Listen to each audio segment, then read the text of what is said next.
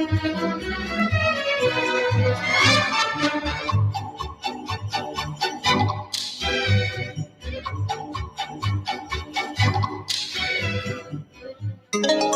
is the Tan Talk Radio Network. Hi, you're listening to June East, Mae West's long-lost sister, and this is Dawn Reese's Hollywood Connections and Miracle Stories from 8 to 9 p.m. on Tuesdays. She's so bad. Hi, this is Fran Capo, the Guinness Book of World Records fastest talking woman, and you're listening to Dawn Reese, Hollywood Connections and Miracle Stories, 8 to 9 p.m. on Tuesdays. It is fast and good. And we're back, and let me introduce Fran. And Fran, tell us a little bit more about yourself. Again, we're on the second half of the hour. Okay, so, I just did. That's it. It's over. No. So I do happen to be the Guinness Book of World Records fastest talking woman, clocked at 603.32 words a minute, which is 11 words a second. And people are like, how do you fit that all in? They have a machine called a lexicon compressor that takes the word, slows it down, but doesn't distort it like a tape recorder. Then they have an Olympic timer time you to the 100th of a second. And then they have a speech analyst analyze every single syllable, because if you miss even one syllable, the entire record is null and void. So I broke that record twice, but then I hold other records. I did a book signing at the top of Kilimanjaro. I did a book signing down by the wreck site of the Titanic. And then I did a TED Talk where I did it in 18 minutes, and they redid the entire talk in under a minute. And no pressure there when you see the clock going behind them. Like, and you were just interviewed by Mario Lopez. Yes, on Access Daily. And it's so funny because this is what happened. Did you meet him in person? Were you there? Yeah, we were on set together. Okay, Yes, he is hot. Jimmy's mom is going, he's hot, right? Yes, he is hot in person too. Everybody asked me that. That was the one thing. I'm doing a show with Mario Lopez. Oh, he's so cute. That's what everybody said. So what happened was there was this paper called The Senior Voice. And it was a paper that, they throw it on your driveway, you read it, whatever. So my husband goes, look, there's this paper, Senior Voice. I go, no offense, I'm not going to be reading The Senior Voice. And so then he goes, no, you shouldn't. And then I went, and so I read it. It was a nice paper. So I called up the guy who runs a Senior Voice, this guy, Jim. And I was like, hey, Jim, my name is Fran Capo. I just moved in here. I said, I happen to be the Guinness Book of World Records fastest talking woman.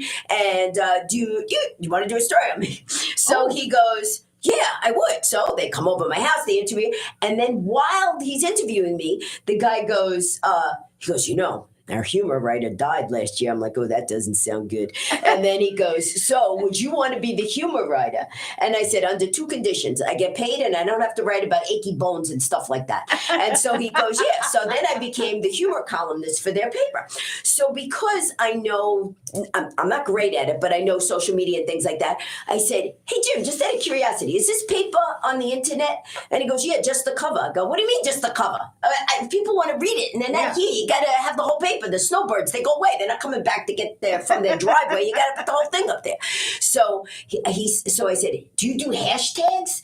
And he goes, hashtags? I go, yeah, you got to do like hashtag Fran Capo, hashtag blah, blah. Right. So, okay. So I tell him and he goes, I'll tell the guy that whatever. So the article comes out.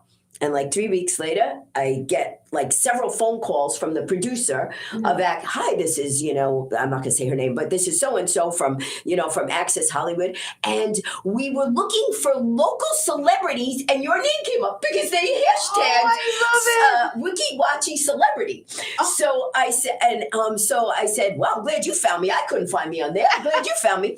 So she said, would you be willing to come to Universal Studios? Because usually they film out in California. Right. She said, we're going to be in Orlando. Would you be willing to come here? I said, absolutely, no problem. What do you need me to do? Well, we want you to talk about your world records. We want you to talk about all the roller coasters in Disney, blah, blah, blah. So I was like, yeah, sure. Okay. So we go down to the studio. I bring a friend of mine and we go.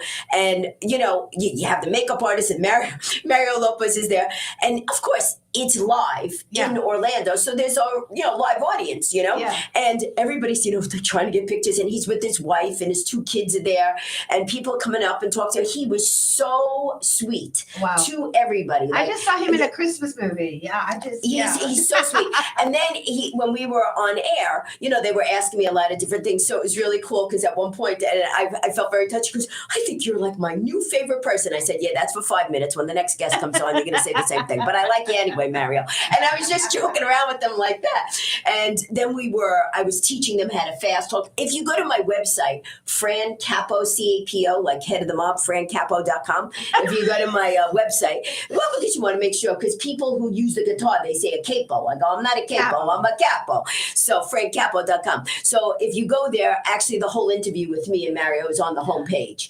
And so then it talks about all my world records. And it was funny because whenever you do a TV show, you know this, like the producer interviews you first, and then you tell them stories and blah, blah, and they'll go, okay, remember to tell that story. Right. Remember to this. And they tell you. And I always ask, how long is this segment? Because I need to know, do I do the short version or the long version of the story? If it's a 1 minute segment, I can't go into this whole long thing if I have all these other things I want to make sure I say. So they said, oh, we're going to ask you this, and then, they have the cards because, they have the teleprompter for the hosts, you know, to ask me the questions, but I know my own answers. And so it was funny because I wanted to make sure, because a lot of times when I do TV and radio, people always want to talk about my world records. Right. And I don't mind that because I love talking about them, but I have books that I want to promote. That's why you're here. And so I said, I'll come and do your show as long as you talk about my book, Hopeville, the City of Light, right? And you wrote 20 books. 22 books, Wow, yeah. 22. So, and I will go into Hopeville in a second. But anyway, so he goes, yeah, we'll do it. Well, in my head, I'm going, they said this was a 6-minute segment. I know I've been talking for like 5 minutes. He's not mentioned in the book. So I go like this. He says something and he goes, and you broke all these world records. Tell us about that other one. I said, I'm going to tell you about the other world record, but of course we're going to mention my book, Hopeville. And he goes, yeah, we're going to do that. I said, well, I just wanted to make sure because now I mentioned it. Now you got to tell everybody what Hopeville is. But okay, what you want to ask me about that world record? And then I went right back to the world record. But now that I put it out there, that they had to do that. And that's one thing that I've always learned when I do radio and TV. They have their method of where they want to go down, the questions they want to take you, but you're on the show because you want to promote, you're performing at some place, like Jimmy's performing at Timber Pines. I'm going to be performing at Timber Pines also. Oh, nice. But not until March 4th, so people aren't going to remember that then. I'll talk about the more recent ones. But anyway, so so now the books. So Yes. what do you want to know? I want to know what inspired you first to write your books. My first book ever was not these 2 books, but I'll talk about these 2 books. But I'll tell you how I wrote. No, I'm going to first tell you, because we got time. I'm going to tell you how I wrote my first book.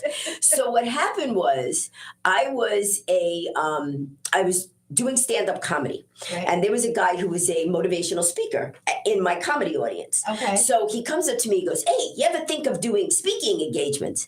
I said, no, what do you have to do for speaking engagements? He goes, well, you have to have a topic and you have to talk. I said, all right, I'll think about the speaking engagement thing, So I'm living in New York at the time. And what happens is I hear actually on a Florida radio show, this guy, Sonny Block, we're going to be having a seminar in New York. If you ever wanted to be a speaker, come down to this seminar. I'm like, oh, this is perfect. So I bring a friend and we go, and there's like 500 people in the audience, right? And the guy up front says, how many people here want to be speakers? Split. So everybody raises their hand. Anybody want to get up and say what they want to talk on? Nobody raises their hand. I go, what kind of people are going to be speaking? And they don't raise their hand and they don't talk. So I said, I'll talk. I'll say what I'm going to speak on. So I didn't have a topic. I didn't have anything. I just said, I'm going to speak on what I feel the people will need. He goes, what's that? I go, it's going to depend on the audience. And I'm just making this stuff up. So the guy, of course, is trying to sell this package of like $500 so you learn how to be a speaker, whatever. And he says that he's not speaking? He's the speaker. He's the speaker up front. And he's trying to lead us 500 sheeple, to buy his thing. So he goes, and I'm going to be performing on the Regent Star next week. And it took me 3 years to get that thing. And he's telling us, at the end of the thing, I go up to him at the end. He goes, wow, you were really brave. You spoke up front, blah, blah, blah. And then I go, well, if you thought I was really brave, why don't you give me that $500 program for nothing? Oh. And he goes, well, I can't do that. I go, all right, so give me the name of the booker at the Regent Star. He goes, you don't even have a talk yet. I go, don't you worry about that. Just give me the name of the Regent Star guy. So he gives me the name of the Regent Star guy. And I call up and I go, hi, my name is Fran Capo. I heard that you hire speakers. And this is all I should have thought it out a little bit better. But I said, and they go, yeah. And then I go, so I'm a speaker. And they go, what's your topic? I didn't even have a topic and I'm calling this person. So I go, well, I have many topics depending on the audience. I go, who's your audience? And they go, people over 65. I mean, this was like 20 years ago. So I go like this, I go, I have a topic, how to have more energy in the later years. And they go, yeah. I go, yeah. So she books me. So now I get all excited. So I call that guy, Paul Karasek, who was running that seminar that day. I go, hey, Paul, guess what? I got booked on the Regent Star. He goes, what are you talking about? He goes, it took me 2 years to get there. I go, I don't know what to tell you. You don't have energy for people over 65. I don't know what to tell you. So now I tell, at that time I was dating this guy and I said, do you want to come on a cruise ship with me? And he goes like, yeah. I go, separate rooms, just like, you know. And he's like, all right. So Paul goes, how'd you get to bring someone? I go, I just asked. I told him I have to bring the guy. He carries my camera. So now Paul goes, because you did that, I'm doing another seminar and I want you to be the speaker at the other, one of the speakers at the other seminar. So I go, okay. So I go do my thing. I come back and I said to Paul, okay, so when is this seminar? He goes, well, the seminar's in like a month and you have to have 15 minutes together. So I thought he said 15 minutes. Okay. He said 50 minutes. Okay. So I call him back and it was 2 weeks before. And I go, hey, Paul, I'm all good. Got my 15 minutes. He goes, 50? You got to do 50. I go, 50. He goes, is that a problem? I go, no, it's not a problem. He goes, you got a book? I go, I got to write a book? I go, what are you talking about? He goes, well, if you have a book, you could sell it at the back of the room. I went, wow. I got 2 weeks. I'll write a book. Wow. So what I did was I said, I'll just take my talk. I'll divide it into chapters. I'll go to Staples. I said, how many people are going to be there? So 200. Writing moment. And so then, yeah, right. Yeah. And so then I wrote I made up at Staples 200 copies. I went on stage. I did my 50-minute talk and I went, listen, people, I just wrote this book for you. So you people need to buy this book here. And so everybody, I sold all 200 copies. Oh my God. So I said, this book thing is good. So then every time I had a topic I was doing, I'll go, man, I'll write a book. And that's how the thing started initially. With amazing. So how did you write it? Did you write it on a computer or did you I was writing out my 15-minute talk. Okay. And so as I was doing the 15-minute talk, I would go, okay, so this will be the chapter title of this. I would write out what I was going to talk, and then I would take it and put it into book form. So I was doing my talk, book form, talk, wow. book form, talk, book form. Then I had to think of a cover, and then I went, the hell with that. I don't have time for cover. It's just going to say how to get publicity without a publicist, and that's it. Oh my God. And so I just put it there. And then, but the way that I got, and then I wound up doing a series that happened in New York, happened in New Jersey, happened in Pennsylvania, all separate books. And the way that I got those books was somebody said, hey, Fran, there's a company, they're writing a book. They're looking for someone to write a book called It Happened in Utah. So I went, Utah? So I called the publisher. I go, listen, no offense, but what happens in Utah? That's going to be a brochure. And so she goes, no, we do all West Coast books. I go, I'm from New York. I'm a stand-up comic. How about you let me write a book called It Happened in New York? She goes, we don't do East Coast books. I go, you should do it because I could sell it on the stage after my comedy routines. Wow. So I did it. The book wound up selling because anytime you sell, people think always in terms of millions of copies of books or whatever. But anytime you sell more than 5,000 copies of a book, they go into second edition. Ooh. So I sold not me personally, but sold 5,000 copies of the book. So then they said, well, can you do It Happened in New York City? What about this? And then after I did 3 New York books, I go, what about Jersey? She goes, what about Jersey? I go, I perform in Jersey too. I think we need It Happened in New Jersey. So then I did It Happened in New Jersey. Then I did It Happened in Pennsylvania. Then I did Myths and Mysteries in New Jersey. Wow. So now those were all with the publisher, blah, blah, blah. So then what happens is now coming up to the 2 books I have here. Now these, I'm not saying that I don't like my other books because I love all the books that I wrote. They're for different purposes. I even wrote a book, The Humor Approach, How to Use Humor in Business Speaking in Everyday Life. Wow. And then I wrote another book, How to Get Publicity Without a Publicist, How to Get Yourself on Radio, TV, and in print. Because I learned about press releases and all the different things in AP and UPI. So when that's another show we got to do. Show. But the thing is, when people ask me questions, and I see a lot of people ask me the same question, I go, boy, this is a lot of repeating. I'm just going to make a book out of it. Good And then for when you. people say that, I go, listen, $20, buy the book. And then it's so much easier, you know. So how did you get the cover and everything put Okay, together? so for these two, for each book, it was a different thing. Like if I knew an artist, I would always have, like, I'm not a good artist myself, but I would draw. I want you to put the person here sitting on a pile of books, blah, blah, blah. Now, for these two books, because we have two now for these two books. Okay, so my dad, unfortunately, in 1999, he was dying of cancer. Okay. Now, my dad was always a jokester. He would joke about everything. And I use it in my stand-up act. Okay. And people go, how could you joke about that? I go, my dad was the one who told me the jokes. So, like, he would say, you know, he would go out and buy a chia pet to see his hair would grow back faster, you know, when he had the cancer. And he would say, whatever you do, I don't want you to cremate me and put me in a urinal. I'm like, Dad, no, don't worry. I'm not going to use a urinal, you know. So it's things like that because he couldn't get the words right or whatever. So while he had the cancer, he was living with me back at home. Okay. And he said, I want you to write a book about my life. And then I'm like, well, my dad had one brother, and this is the book here, Almost a Wise Guy. So Okay. my dad had one brother that was a highly decorated police officer, and the other one, and the other one that was in the mob. So he was always torn between the two. So I said to my dad, I said, all right, Dad, we're going to write it on, you know, like tape record it, right? And so he would tell me the stories and I would do it. And every time that there were little like gaps, and he would go, you're the writer, make it up. I go, no, I don't want to make it up. You tell me this, it's a true story. You got to make it up. So we got to do it. So everything in that story is true. Now, the thing was,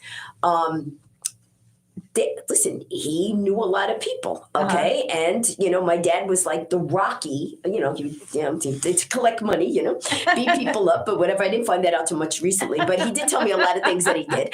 And so I'm writing this thing and I go, Dad, not for nothing, but are these people dead or alive? I said, I'm going to change the name of the author just to protect the author. Change the name. Yeah. And he goes, don't worry about it. Most of them are dead. I'm like, yeah, but they got brothers and family dead. Yeah. So I changed some of the names to protect the author, but I wanted to write it before my dad died. And we knew, I mean, he was down to 98 pounds and stuff, but he had a great sense of humor. We were always joking around it. And that's what he taught me. My mom taught me nothing is impossible. And my dad taught me to always find the humor in life, no matter what was going on. I love it. And this whole book, even though it is true, it's a comic crime novel, it is talking about the things he did, but in a funny way, not making fun of crimes, but making fun of situations that he got himself into. I mean, listen, the way that he started, his first thing, he was an altar boy, right? And a lot of his friends were underage. So he would sneak into the priest's office and steal the confirmation and communion papers so he could change the date on them so they would have proof that they were older. I'm like, you're stealing from a priest, Dad. I don't know. This is not good He's brownie a comedian. points. He's a natural comedian. Exactly. Yeah, except he was doing it with crime. Yeah. That's even more funny. Yeah, unless he got caught. But then he got caught. He was in jail for a while. And I remember having, as a kid, writing letters to the judge going, he's not a bad guy. I know he did that, you know, blah, blah, blah, blah. And he was in Sing Sing and we would go visit him, you know. I mean, it was all, and like when my friends would say, where's your dad? I would say he's making license plates because that's what he was doing at the time. But anyway, the whole book is a comic crime novel, true stories based on my dad and all the different things that they did. And it's told in his voice, but the beginning part of the forward of the book is me telling the story, kind of how I told you of how I got to write the story about it. And people said they just really like it because it's just an easy read. It's as if somebody was talking. Have you thought about a movie? This is like a movie. Actually, what happened was I submitted the book. I went to this thing where, you know, make your book into a movie thing. And I went, and it was interesting because I didn't have it in script form. And supposedly we had it. And it's funny in this business how, you know, a lot of people are very, hey, yeah, but other people are like, I'm not going to give you my contact type of thing. And I remember I was there with the book, and this girl sitting next to me, right before I'm about to see the agent, goes, where's your script? And I'm not nasty to people. I like always encouraging people. I go, I don't have a script, I have a book. And she goes, well, you're supposed to have a script. I said, are you the agent? She goes, no. I go, don't worry about it. I'm just going to present the book. But then it made me really nervous that I didn't have it. So I remember during lunch break calling my mother because she was back in New York. We were in Vegas. And I was like, Mom, I don't have any book. She goes, what do you care about that lady? You don't know if she ever had a movie made. What do you care about that woman? Right. And then she goes, like your mom. And my mom was so like that. She would always tell me about it. She goes, you get back on on that stage. Don't you care about these people? Blah, blah, blah. And so I said to Mom, what should I do? And then she goes, well, because my mom was big in Jesus, like, praying to Jesus. And Me too. I go more directly to God. I know. So my mother goes like this to me. She goes, Directly to God. she goes, pray to Mother Mary. I go, I never prayed to Mother Mary before. So now I'm over there in the bathroom of the place. I'm going, all right, Mother Mary. I mean, I know I've never spoken to you before. Sorry about what happened with your son. I realize I don't talk to him often, but hopefully, girl to girl, you can help me out here. I said, I just have a book. Obviously, you know that book because you could see everything. So if you could just help me out. So That would have been a great live. Oh my God. From that moment on, I have prayed to Mother Mary, and so many times she has come through. I mean, that's a whole other book. And I'm working on another book called Give Me a Sign, all signs from God and from Mother Mary and from all things. But anyway, so back to this book. So what happened was when I went there, Lionsgate was interested in the book. Okay. And there was another company, I don't remember the name of it, but Lionsgate was a big one. The only problem was my dad did not kill people, or at least he didn't tell me that he did. And from everything I've read in the jail records or whatever, he did not.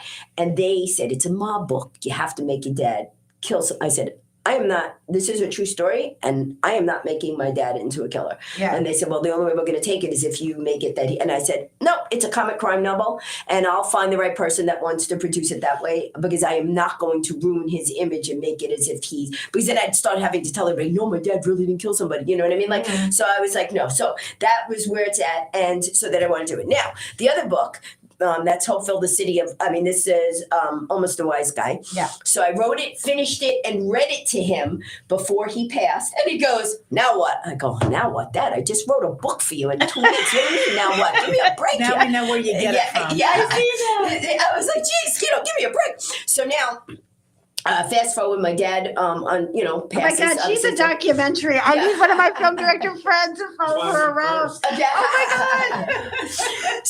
So now, my dad passes, blah, blah, blah. And so now, like I said, get signs, blah, blah, blah. But I didn't hear voices before. Now, So here I am sleeping, 4:00 in the morning. I don't know if I told the story before, but whatever. Okay. 4:00 in the morning, I'm sleeping. And I hear, get up, you got to write a book. And I'm like, oh, this is a weird dream. It's like you're almost sleeping? Yeah, but I was sleeping. I was actually sleeping. Okay. And in my dream, I hear this. So I'm going, wow, this is a really weird dream. And the voice is being persistent. I can't tell you whether it was a male or female voice. And there was no physical thing attached to it. And it just said, get up. You got to write this book. So now I get up, I turn the lights on, I don't see anything, I go back to sleep, and it says, get up. So now I turn it on, and now I hear the voice, and I'm awake, and I go, okay, this is a little weird, I'm not sure what you want. I said, I'm in the middle of writing another book, Adrenaline Adventures, so I don't know what you're talking about. They go, write this name down. Not a command, but like do this, you know? So as a writer, you always have a pen and paper at your nightstand. And as a musician, I'm sure you do, as when you come up with a lyric or something. So I took the pen and paper and I wrote Hopeville, which is the name of this book, Hopeville, the City of Light. So now, so let me just go back on one thing with the Almost a Wise Guy thing. So this cover, actually, I found that my dad belonged to the Lexington Avenue Social Club, which is where all the mobsters hung out. So I found out where that building was in Manhattan, and I went down there, took pictures, then gave the picture to the artist, found out what kind of car my dad drove, what his license plate was, and we had a poodle, so I put it on the cover. And then I hired someone to do a picture of my dad with the car in front of the Lexington Avenue Club. So it was the actual club. Now, go back to Hopeville. Yeah, you can follow me, people, right? Yeah, I'm sure you can. Okay, so if not, just rewind. Okay, so anyway, so what happens is, and now I write down the name of the book, Hopeville, the City of Light, and the voice says to me, this book will change people's lives. And I go, all right, but no offense, it's 4:00 in the morning and I got to take my mother to work and my kid to school, so I'll go back to sleep. So I say to the voice, talk to you later. And I just go to sleep. So now the next morning I get up, I take my kid to school, my mom to work, and I have to get my car fixed. So I'm bringing my computer because I'm working on my other book, Adrenaline Adventures. I forget about this thing, right? Yeah. So now I'm in there. I have never in my entire life had writer's block. I could say I'm going to write, and I could write for 7 hours straight. Never have writer's block because I don't edit myself as I'm writing. I just allow it to pour out, and I figure I'll go back later, add the comedy, add whatever. I don't need to worry about it. Just get it to the page. So what happens is I go to this guy's garage and I go, can I type my book in the back? And he goes, and I go to type on the keyboard the words, the chapter, the shark chapter I'm writing about adrenaline adventures, and my fingers literally freeze, like flash freeze. Mm-hmm. And I'm going, this is really weird. I've never had this. So I try to do it again and nothing. So I go, oh my God, I'm going to be here for 3 hours while they fix the car. I better figure out something. So I said, what was the name of that book? And I was like, oh yeah, I have the paper. And I looked at it and I went, Hopefill, the City of Light. And for the next 3 hours, I do not remember one word. I remember typing the word the end. Mm-hmm. I remember the guy going, Fran, your car is ready. And that was weird. I go, what was weird? He goes, you didn't go to the bathroom. You didn't look like you were breathing. You didn't take a drink of water. You look like a zombie typing. I said, I think I wrote a book. He goes, how do you not know? I go, I can't tell you one word in that book. Wow. So I left it. And I went back to writing my other book. And then what happened was when I went back and read it, it was this really cool story about 4 people, a little old lady who, an old man who wants to give wisdom, but because he's old, nobody wants to listen. A kid who's getting bullied. A mother a single mom was holding down 3 jobs, and a successful businessman who never found love because he's trying to do it. They all are frustrated with their lives. On one night, they pray. An angel of light appears to all of them and tells them each the simple thing you have to change in your life to make it a success. So the book actually, when I pulled it out afterwards, because I didn't want to change one word of what was channeled to me, contains the 44 secrets of happiness. Oh my You have a gosh. spiritual guide in your hand. You sure Yes, do. woman. Yeah. You sure do. Yeah, Fran, I'm just in awe of you. And I know we have 2 minutes. What are you doing next week? Wait, is that like where am I performing next week? No, like, can you come Performing? back? I don't know my schedule, but I'll let you know afterwards. not- But I will just let you know Yes. I am doing 2 shows, Frank Capo and Elliott Smith, and we're doing a show that's on November 20th at 7 p.m.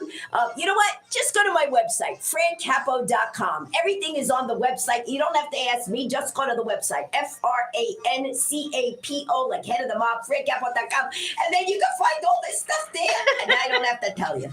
Can you give a hand clap for Fran and Mike Nate, your amazing guest today?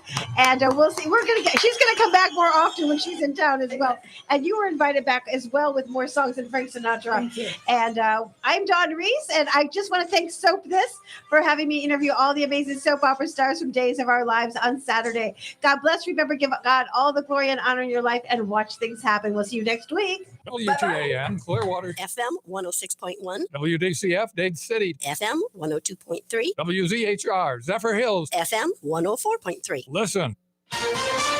This is CBS News on the Hour, presented by Indeed.com.